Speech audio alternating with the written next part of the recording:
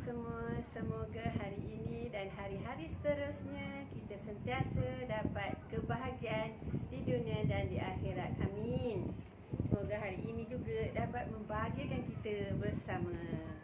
Okey, seperti biasa, Teacher Wan nak kongsi cerita tentang anak-anak kecil lah.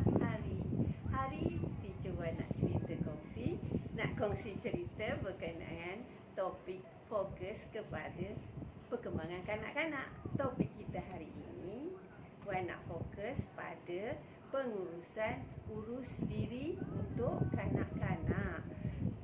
Pengurusan urus diri untuk kanak-kanak ni adalah satu kemahiran yang paling penting bagi mendedahkan pada kanak-kanak.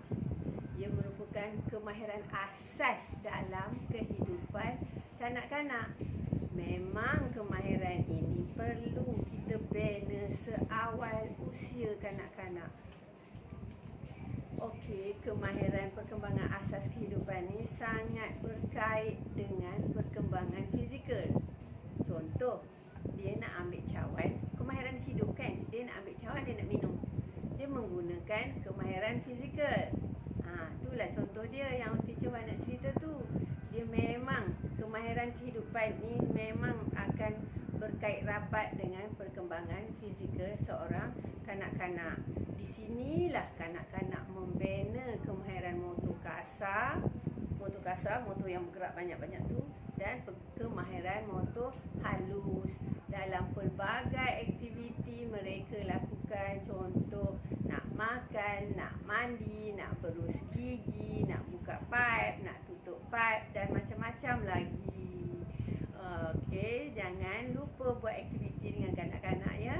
Di samping mengurus diri, kanak-kanak ni belajar juga mengurus emosi dan sosial mereka bersama kawan-kawan. Contoh, kita nak ajar dia beratur, kita nak ajar dia bersabar, kita nak ajar dia supaya jangan berebut-rebut dalam semua aktiviti, terutama dalam aktiviti kita nak tunjuk asasiat emosi ni, kita nak fokus kononnya lah dalam aktiviti mengemas pakaian atau lain-lain aktiviti. Semasa aktiviti ni, kanak-kanak juga akan belajar nilai-nilai murni dari segi moral yang baik dan yang tak baik. Dia belajar juga yang tak baik tu, walaupun dalam pembelajaran tu kita nak ajar baik, tapi ada je pelajaran yang tak baik yang dia terima. Dia cepat je dia dapat tangkap daripada pembelajaran tu. Okey, yang cepat kanak-kanak belajar sememangnya pembelajaran yang tak baik, tak diajar pun dia dapat sendiri.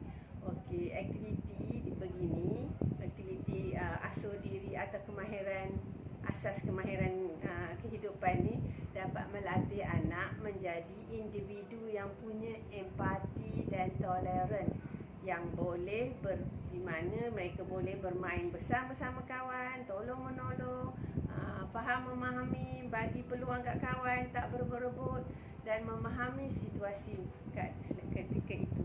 Apa pun Teacher Wan nak tekan kat sini, apa-apa yang kanak ni lakukan, ia melibatkan perkembangan kognitif.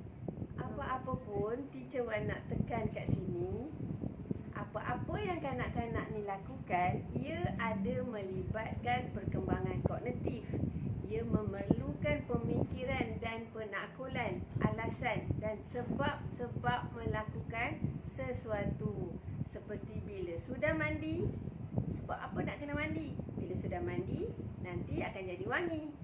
Basuh tangan biar bersih supaya tak ada kuman, nanti boleh pegang makanan dan boleh makan. Okey, jom kita saksikan video, kita saksikan aktiviti anak dalam video yang Teacher Wan nak ajak share ni. Pendek je. Okey.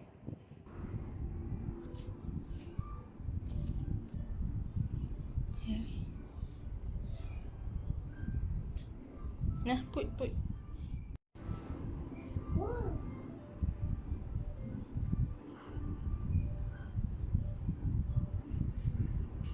Oi, sorry. Yeay, habis dah.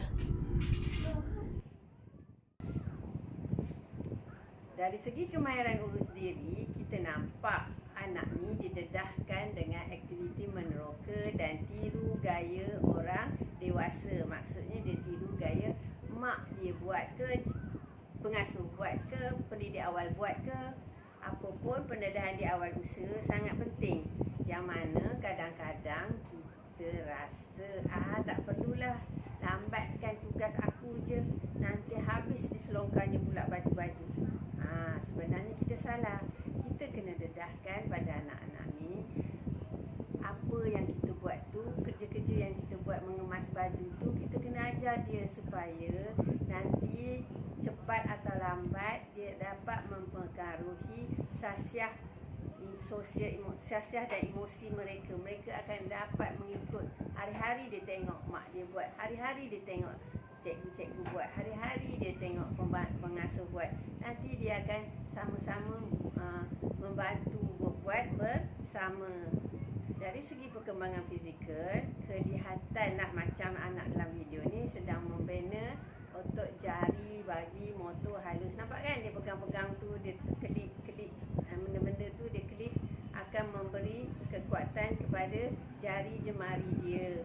Itu adalah untuk persediaan memberi tugas pada otot-otot tangan jari-jari ini menjadi kuat supaya bila sampai ketika diperlukan dia untuk belajar memegang pensel warna, tangan dia dah bersedia dan tidak ada lagi teacher penat lah.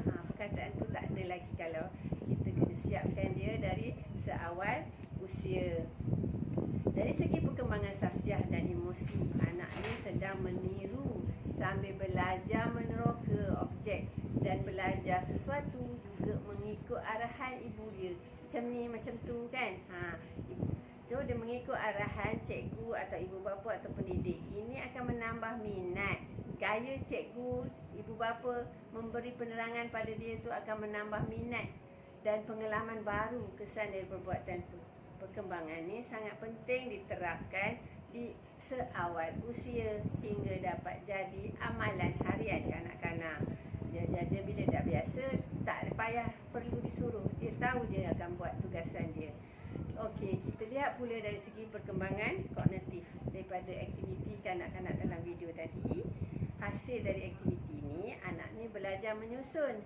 Dia akan belajar menyusun, mengasing, dia kenal saiz, dia faham logik, dia faham bentuk, dia faham ruang mana nak selit-selit dan macam-macam lagi. Itu adalah perkembangan yang pendedahan yang secara tak langsung kita dah beri dia pendedahan secara main. Anak-anak ni dah belajar berbagai konsep awal matematik yang sangat perlu didedahkan seawal usia begini pada anak-anak ni. Begitu juga penggunaan drill. Aktiviti ni banyak mendedahkan pengetahuan kanak-kanak ni tentang deria sentuhan yang dapat membezakan tekstur barang-barang yang dipegangnya. Dalam perkembangan bahasa pula, walaupun tak banyak dialog, tapi dari ada bahasa badan yang ditunjukkan di situ. Di situ kita dapat mengenal anak kita ni macam mana. Teacher Wan harap apa yang Teacher Wan kongsi ni dapat memberi kefahaman kepada ibu bapa dan pendidik awal tentang perlunya memberi pendedahan kepada kanak-kanak tentang kehidupan. Yang penting pada Teacher Wan adalah pendedahan tentang sasiah, sosio dan emosi. Memang kena diutamakan seperti ada Teacher Wan kongsi di awal video YouTube Teacher Wan yang lalu. Dengan ini, Teacher Wan nak akhirkan topik dan ingin berpesan selalulah beraktiviti dengan kanak-kanak dengan memberi penekanan pada perkembangan sasiah sosio-emosi kanak-kanak yang mana secara tak langsung berkait dengan semua perkembangan kanak-kanak. So, you ajar satu je, you ajar dia supaya duduk elok-elok ketika makan atau baca doa ketika makan. Benda tu semua ada perkembangan yang berkait akan diterima serentak sewaktu aktiviti. Di samping dapat kita membentuk, di dengan ini kita dapat membentuk generasi alfa. Ya, generasi alfa ni yang awal kanak-kanak sekarang, di mana 20 ke 30 tahun lagi akan menjadi pemimpin negara kita akan datang, agar menjadi warga negara atau insan yang berguna kepada keluarga dan negara kita yang tercinta. Amin. Dengan ini Teacher Wan akhiri dengan ucapan terima kasih kerana mendengar leteran atau perkongsian Teacher Wan kali ini. Dan jika rasa apa yang Teacher Wan kongsi ni baik, Teacher Wan harap anda semua boleh tekan like dan bolehlah subscribe. Subscribe pun free je, tak perlu dibayar, supaya setiap kali Teacher Wan ada YouTube baru, anda semua dapat diberitahu dan dapat mengetahui tentang perkembangan kanak-kanak. Dan selain itu, Teacher Wan juga berminat jika anda semua boleh berkongsi dengan kawan-kawan agar pengetahuan ini jauh dapat dikongsi bersama. Okey, sekian dulu dari Teacher Wan. Dan dengan ini Teacher Wan mengucapkan terima kasih kerana mendengar